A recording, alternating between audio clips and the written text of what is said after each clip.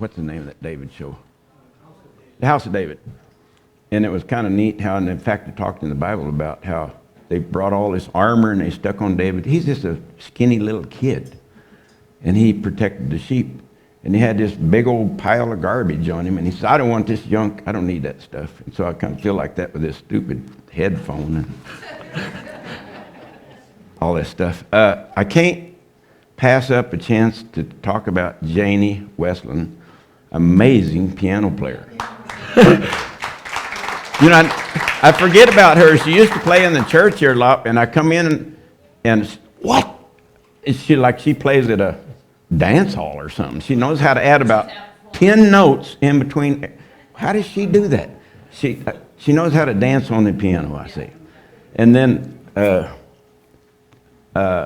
also, Mandy's dad is an amazing player. He doesn't come very often, but luckily when he does come, he shares some of his perfection. And if you guys missed the baccalaureate, you missed one of the best piano players and singers that we have in this whole stinking community, Isaac. I mean, we were there and I heard, well, who in the heck is this? Well, it's Isaac. He is amazing. He doesn't come out of his hole very often, but when he does, man, he's good. You know, we go to a music festival here every summer here, and I guarantee you, these people could put shame on some of the people that come. They got the best in the world that come to this music festival, but we do too. Good, they're excellent people. I want to start out today with reading a scripture out of Genesis. I just got to thinking this morning, I need glasses for reading up close. I got to take them off for looking at a distance. But there's this spot right there I can't see. So, you know, it's back and forth. They need to make a spot for it right there. So I'm going to read Genesis 1, and it's 1 through 13, then I'm going to jump to 20. So in the beginning, when God created the universe, the earth was formless and desolate. The raging ocean that covered everything was engulfed in total darkness, and the Spirit of God was moving over the water. Then God commanded, let there be light, and the light appeared. God was pleased with what he saw. Then he separated the light from the darkness, and he named the light day and the darkness night. Evening passed, and the morning came. That was the first day. Then God commanded, let there be a dome to divide the water and to keep it in two separate places. And it was done. So God made a dome, and it separated the water under it from the water above it. He named the dome Sky. Evening passed, and the morning came. That was the second day. Then God commanded, let the water below the sky come together in one place, so that the land will appear. And it was done. He named the land Earth, and the water which had come together he named Sea. And God was pleased with what he saw. Then he commanded, let the earth produce all kinds of plants, those that bear grain and those that bear fruit. And it was done. So the earth produced all kinds of plants, and God was pleased with what he saw. Evening passed and morning came, and that was the third day. And then I'm going to jump to Genesis 1:20. Then God commanded, let the water be filled with many kinds of living beings. We're going to talk about that today a little bit. And let the air be filled with birds. So God created the great sea monsters, all kinds of creatures that live in the water, and all kinds of birds. And God was pleased with what he saw. He blessed them all and told the creatures to live in the water to reproduce and fill the sea. And he told the birds to increase in number. Evening passed and morning came. That was the fifth day. And then God commanded, let the earth produce all kinds of animal life, domestic and wild, large and small. And it was done. So God made them all, and he was pleased with what he saw. I'll get going on this. So I want to show a car. We'll get her started on this. Okay, I tried to find a Maserati, but none of us knows what that is anyway. But they wouldn't let me have a picture. I think it's proprietary or something. I thought, well, we know what a Corvette is. Okay, so when you see this Corvette sitting here, you automatically think somebody made that. At least it seems like we do. Have anybody ever been to a Corvette factory? You've never seen anybody make it. But you're just assuming that that was built by somebody. You have to assume that. It's got to be built. There are those that think that that just happened accidentally. I guess there must be. But I think everybody in here would say, yeah, I figure somebody must have made that, even though I didn't see it made.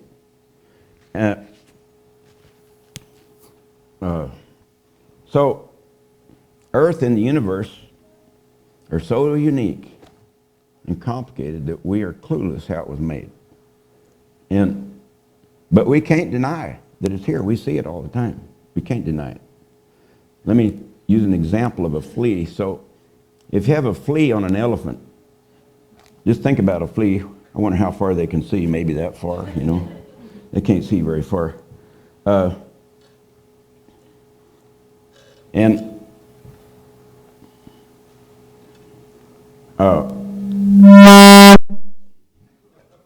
Maybe I'll put it back over here. Okay. It's too big for the flea to see. He knows he's on something. And you try to explain to the flea that he lives on an elephant, and he's going to say, what's an elephant? I don't know what an elephant is. I don't believe you. I don't believe you on an elephant. That's similar to us on this earth. A lot of people say, I don't live on earth. You know, you used to believe the earth is flat. And it's so huge we don't even understand it. A flea, you can explain to a flea what an elephant is. And a lot of the fleas, nah, I don't live on an elephant. I live on this big old flat spot here.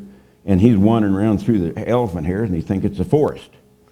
And so we're in the same boat. We live on this gigantic earth, and many of us won't accept the fact that we're where we're at and how it was made. And we're just oblivious to what we got here. We don't understand it, and we refuse to listen about it.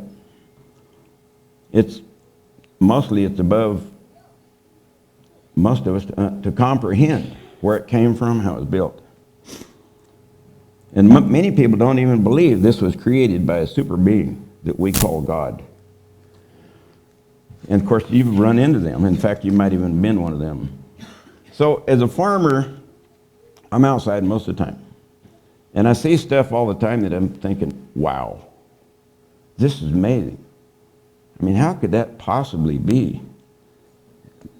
I must say that Gene Westland stole some of my thunder lately. He started talking about some of these things. I think we're on the same plane. He talked about camels here a while back, and I thought, darn, Gene, I wanted to talk about that. And then last week he talked about how the earth is set up. So I did look it up a little bit, stuff he didn't say. The earth is on an axis of 23 degrees. If you look at that picture, and so most of you guys know this, that the earth, it's got to be just right at that 23 degrees. So when it goes around that we have a winter, and you know, when the part of the earth is further away from the sun, it's got a winter. And then when it comes the other end, it's got a summer. We're closer to the sun. It's got to be just right for it to be the right temperature. So we get a summer and we get a winter, and there's roughly 6 months of each one. And during that 6 months, the snow comes and it fills the mountains. In fact, there's a picture of a mountain right there, the snow-filled mountain. But it's basically a battery storage. And so the snow piles up in the mountains in the winter. And then finally, when it gets full, it starts melting slowly. It fills all the aquifers full of water, underground water.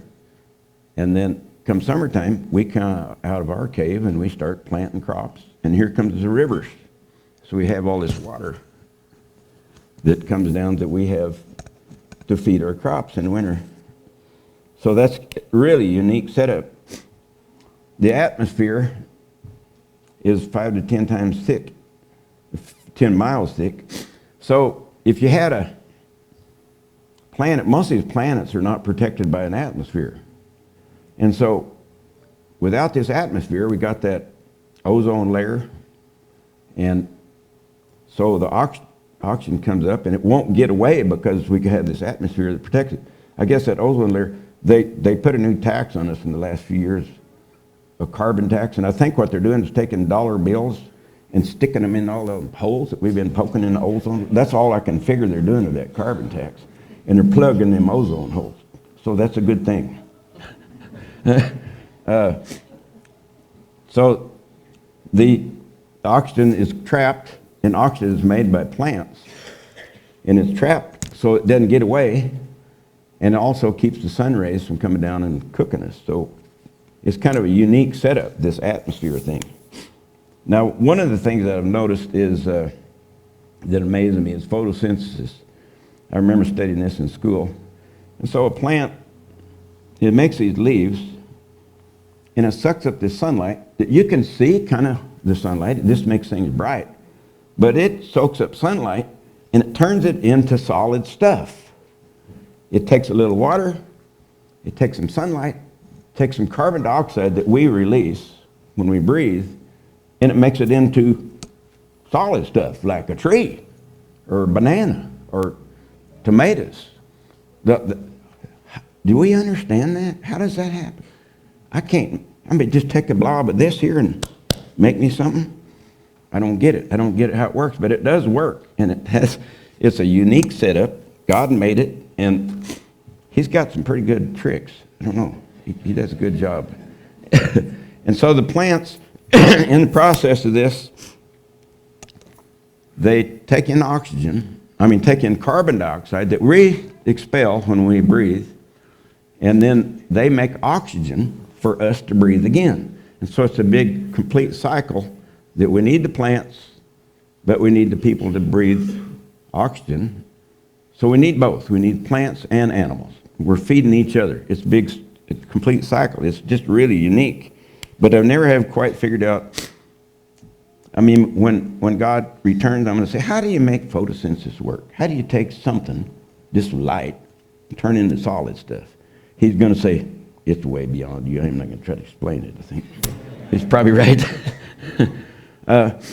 So, you know, you can turn it into a banana or a pumpkin or, you know, stuff to eat or trees. Anyway, he did a good job on that. We're provided as humans, we're provided so many good foods to eat. We can choose from hundreds of foods, and every one of them tastes good, and they're all very different. So like, you know, banana. We all know what banana tastes like. You can shut your eyes, you know what a banana tastes like. You know what a tomato tastes like. And there's thousands of food. Grapefruit, oranges, pineapple. I mean, there's just hundreds and thousands of foods that we eat that we don't really have to have. We really only need a couple foods to keep us alive. Okay, so cows eat grass and dry hay. That's all they need, just to stay alive. And a lot of birds eat seeds. Some birds eat bugs and worms. They don't have a very big diet, but God provided us with a multitude of choices that the animals don't have, which is kind of unique.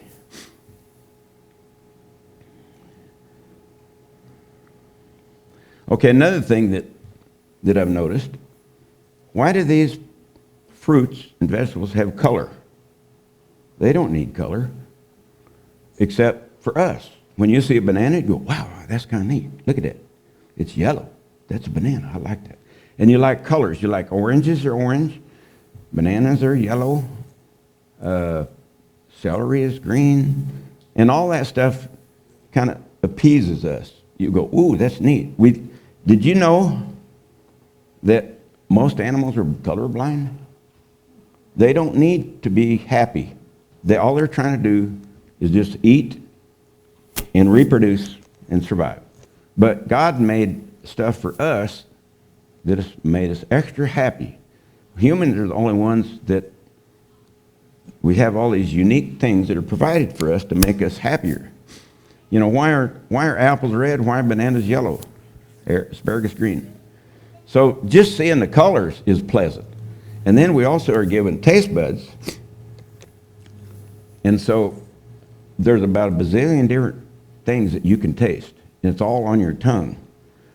And that's another unique thing that he did. I mean, why would he think of that? That was kind of neat. That you can taste a banana and you taste like a banana and you like it. You taste a carrot, you like it. It's different than a banana, but it's kind of a neat thing, and you go, wow, that's good. And every time you taste something or see something, it makes you feel good. So he provided the things that made us happy, which as animals, he didn't do that.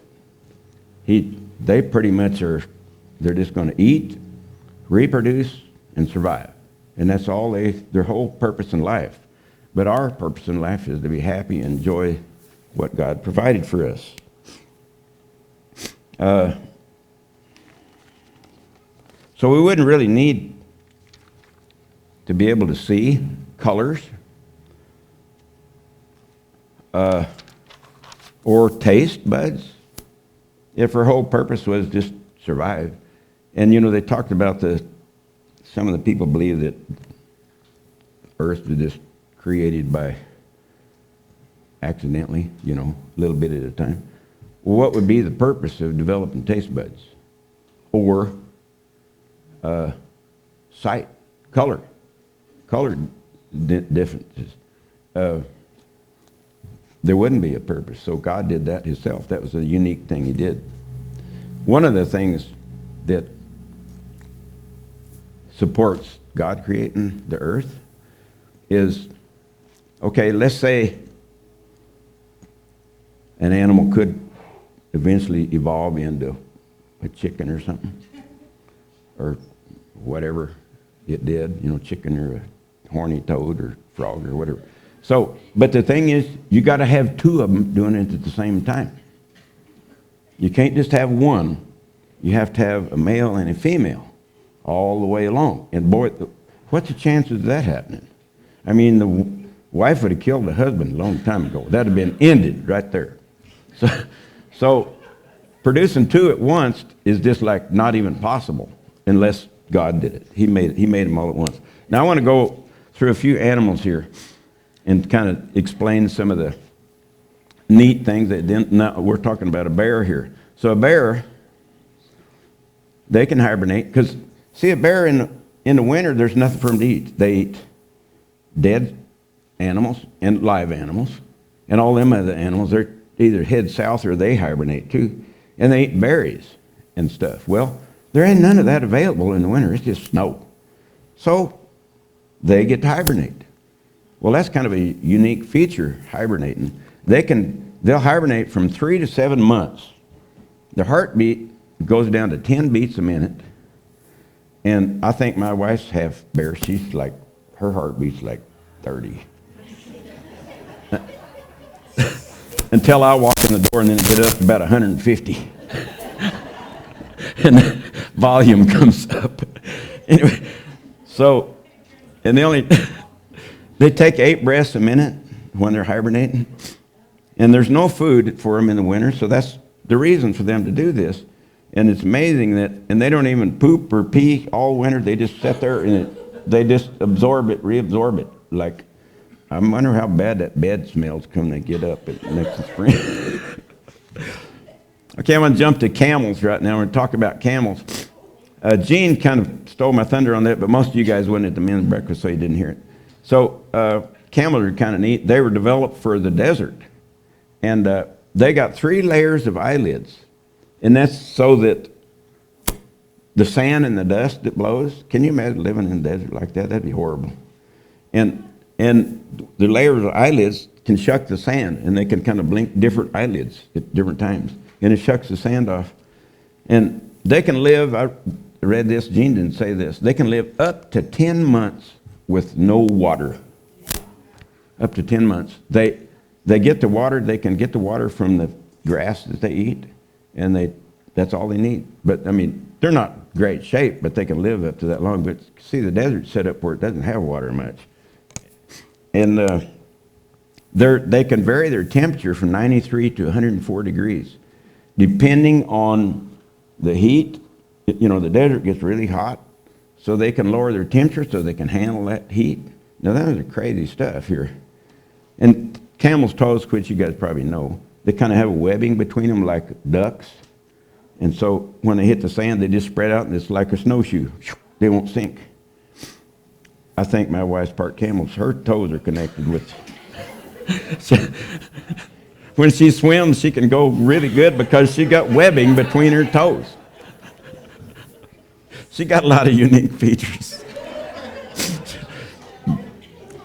One other thing that camels can do, and Gene told this, they can drink salt water. Really? They can sort out the salt and just use the water. Now that's just crazy. I didn't know that. You remember you told that too? That's cheating. You cheated me. So I'm going to jump to seeds.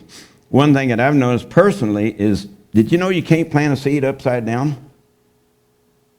You can plant any way you want, and that seed, that root knows which way it's got to go. And so if you plant the seed and the root comes out and it's that way, it goes, it turns and heads back. And the other part turns and goes that way. So it doesn't matter which way you plant a seed, it'll just switch around and goes the way it knows which way to go. Now that is crazy. You know, how many bazillions of seeds are there on this earth? And every one of them seeds knows which way it's got to go. Now that is crazy. So you don't have to go out around and say, oh, I got to put that in this way. Oh, I got that one upside down. No, you have to do it. Just throw it in the dirt. It'll figure it out. Now that's pretty unique in itself, just a seed. So, okay, one of the things I want to bring up too, you hear people talk about the miracle of childbirth. Now, I'm not to demean humans, but to me, that ain't nothing like an egg. You take a chicken egg, yeah, childbirth, you're connected with an umbilical cord. And so you're fed by the mother's food and nutrition and stuff. But an egg has got nothing. It's just an egg, and it's got all the stuff in it. You got that orange stuff in there and that snotty stuff on the outside. And all that makes a chicken. Like, how in the world does it do that? It's like crazy. And see the baby chicken, as it matures, well, and every egg does that. And like, when you eat an egg, you're actually eating some feathers, some toenails, some innards and stuff. It just don't look like that yet. But that's what amazes me is the chicken, chicken's got to set on the egg for 3 weeks and it'll turn out. And they form this little egg beak on their beak. When they're ready to hatch, they start whipping their head back and forth, and it starts breaking that shell from the inside, and they slowly spin, and it breaks it open, and they get out. Now that, to me, that's amazing. Amazing how they can do that. I just don't get it. Well, of course, you guys know all this stuff. I'm just stupid. Okay, one other thing I want to talk about was human skin. I've noticed how human skin heals. And Kaylee says, she put a warning, don't watch, look at this. I burned my hand last summer, and it was bad. And I took a picture of it. And then I took pictures as it progressed. And basically it heals. You can see the one really bad one where the skin fell off, 2 bad ones, and then later on it got a scab on it. And then, it got better and better. And that's all, God created this great thing with skin. You can stick your skin in poison and pull it out, and you won't die because it doesn't absorb the poison unless you stay in there a long time. Rinse it off. And now there's what the hand wound up doing. It looks fine. But yet, to start with, it was horrible, just horrible. But it did it on its own. It just needs sunlight and air, and you get healed. In the same way with a big bad cut, I've seen horses that get these enormous gouges in them, and it heals. In fact, my grandson, Cody, he's got a horse that's got a great big old gouge in it. I bet you in 6 months, when you hardly see it, you see a little tiny scar, and it's in there like 6 inches, just a nasty looking thing. But they heal up. Our skin is amazing how it heals up. It just heals itself. That's another unique function. As long as it's not perforated, when it's perforated, then you can absorb poison and stuff in. I think people are a little bit ridiculous about they get a cut, they put a Band-Aid on it. Well, it doesn't heal very good. It needs the sun. It needs dry. It's got to make a scab. And you put a Band-Aid on it, just makes it last longer. It wants God's help. It don't want your help. Leave it alone. And it spits out a little bit of blood and stuff, and it makes this scab. That's how it heals. It heals from the inside out, and it makes new skin. Another crazy animal that I want to talk about, I remember reading about this years ago, is a duck-billed platypus. That is the nuttiest animal. It looks like a beaver. It's got a duck bill. It's covered in hair.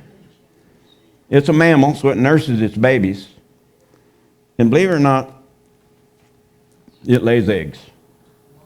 It lays eggs. And they're a soft shell kind of an egg. This is a beaver thing that looks like a beaver, and it lays eggs. And it just kind of cuddles them, and it lives in the water like a beaver. He just cuddles them for about a couple weeks, and the babies hatch out. Well, this is a nutty animal. I don't know if God was experimenting or what he was doing. What is this thing? I think maybe he said, I'm going to make a beaver. This thing is nuts. And the thing is, it's got, on its back legs, it's got these sharp, pokey things that are a poisonous venom.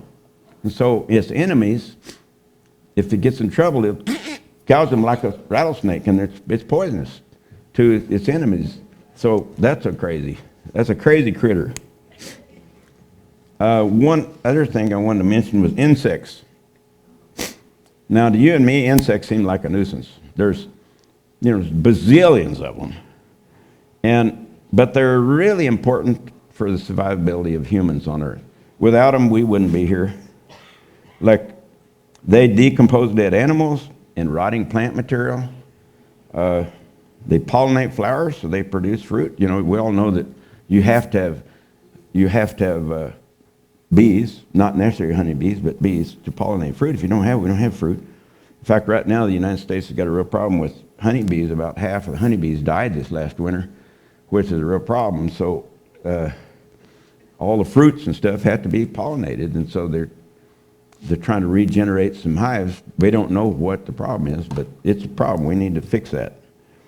So now, if insects do overpopulate, so every time God created something, it's like you and me, we make something, but we develop a problem. Now we did this is cool, but now what do? Well, he said, well, I'm going to make a bat. They eat mosquitoes. And so mosquitoes, I don't really know the purpose of mosquito. Maybe so it gives people malaria or something. I don't know, but that's not necessarily good. But I didn't look up what the purpose of mosquito was. But when I was a kid, I used to shoot bats with my BB gun. All of us did stuff when we were a kid we didn't know what, and to shoot bats because we heard that bats are bloodsuckers and they kill you and eat you and stuff. And so I shot lots of bats with my BB gun. But after I got, it wasn't about 10 years ago, I discovered that bats can eat up to 1,000 mosquitoes in a night. Oh. How many bats did I kill? How many mosquitoes did I propagate because I shot the bats that eat them? So God made bats to eat mosquitoes. 1,000 mosquitoes? I build bat houses now. The bats are welcome at my house. I like them. I ain't killing no more bats. Another thing I wanted to bring back up again was the mountain snows thing. The winters are real crucial. They're real crucial to human survivability because they have to store up snow in the mountains. And when the spring arrives, the snow slowly melts, fills rivers. And then we can irrigate our crops. Now see, here's something else I want you to notice. You notice how pretty that picture is? God, without the ability to see colors, that wouldn't be near as impressive, would it? That picture. Amazing. And then you've got the rivers that bring the water down, and then we got the mountains that store up the snow, and that's another beautiful thing. There's a picture of that right there too. And that's very It's a very genius idea of how God set up basically a big battery. We get the snow in the winter, we get the rivers in the summer, and other things you get to do is go tubing and fishing and stuff like that. But it creates irrigation. We can irrigate our crops. Without that winter snow, we wouldn't have irrigation for all these potatoes and alfalfa and all the stuff that we eat and need. We need that stuff. We got to have all this stuff. And so he was looking way down the road. So he also created another thing. How am I going to get this water from here to there? So he's come up with this idea, let's make some clouds. Well, I mean, this is a good thing. He had a good think tank going on there. I'll make some clouds. So when the heat hits the water, it evaporates, comes up. That's another thing we don't quite understand. How does that happen? And it sticks together, and then the wind blows it over there and drops it on the mountains. And it particularly likes mountains. It really hangs up on the mountains and dumps it on the mountains because that's where we really need it. So the clouds dump it on the mountains. Then here comes some more clouds, they dump it. And in the summer, we randomly get a little bit of rain and stuff. So that was another pretty good idea he had for fixing that situation, because when we read here, he made the seas and we made the land, but now how do we get the water to the hills? Figured that one out too. A lot of stuff, a lot of thought went into this. So I was just thinking that it takes more faith to believe there is no God than it does to believe there is a God, because you're totally surrounded with evidence. Everything you look at is evidence of God. So show me one thing that would prove there's no God. You can't do it. I want to read this one. You guys might have read this before, but it's kind of neat. It's about a professor. So as a university professor, he challenged his students with this question. He said, did God create everything that exists? A student bravely replied, yes, he did. God created everything, the professor asked. And the student says, yes, sir, he did. The professor answered, if God created everything, then God created evil, since evil exists. And according to the principle that our works define who we are, then God is evil. The student became quiet before such an answer. The professor was real pleased with his answer, and he boasted to the students that he had proven once more that the Christian faith was a myth. Another student raised his hand and said, can I ask you a question, Professor? He said, of course. The student stood up and asked, Professor, does cold exist? And the professor said, what kind of question is this? Of course it exists. Have you ever been cold? The students in the class snickered at the young man's question.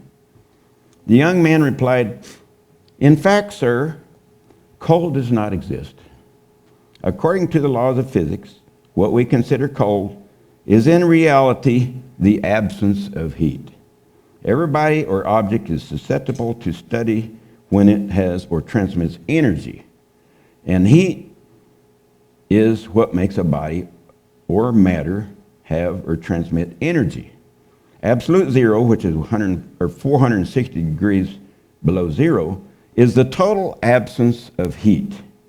All matter becomes inert and incapable of reaction at that temperature. Cold does not exist. We have created this word to describe how we feel if we have no heat. So we measure cold on how much heat it's got. When there is no heat, we call it cold. So there is no such thing as cold. It's just how much heat it's got. The student continued, and he asked the professor, does darkness exist? And the professor responded, of course it does. The student replied, once again, you are wrong, sir. Darkness does not exist either. Darkness is in reality the absence of light. Light we can study, but not darkness. In fact, we can use Newton's prism to break white light into many colors and study the various wavelengths of each color.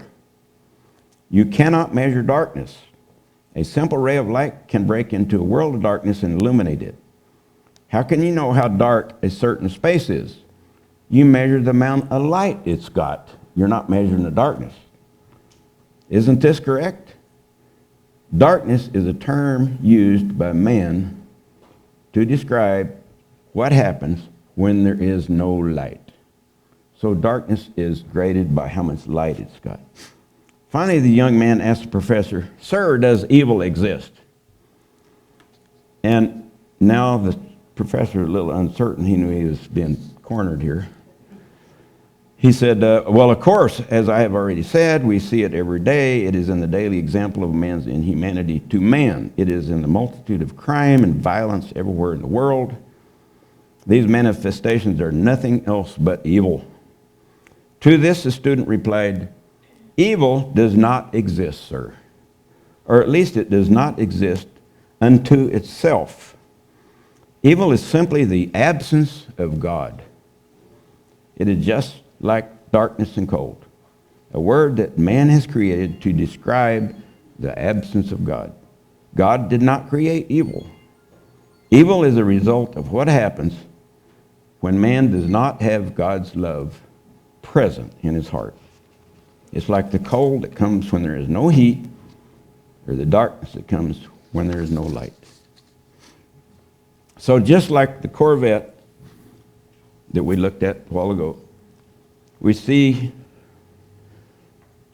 something that we have faith that was built, and earth is the same way. You see all these things that we have, and you know somebody had to make them. There's only one other option. It was God who made all this stuff. Why would we possibly believe that all these millions of animals and plants and a perfect operating system that it do, like the clouds and the rain and the bats eating the mosquitoes and the bugs eating the dead animals, how could we possibly believe all that just accidentally happened? Too many people live their life ignoring the overwhelming evidence that God created everything.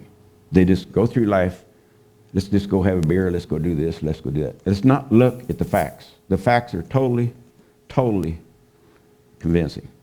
So you've got to believe in God if you look around and open your eyes. So anyway, that's my conclusion. Let's close with a prayer. And after, they're not going to have a song, so afterwards you guys can go out and get, I guess they got stuff out there, huh? So all right, let's have a closing prayer.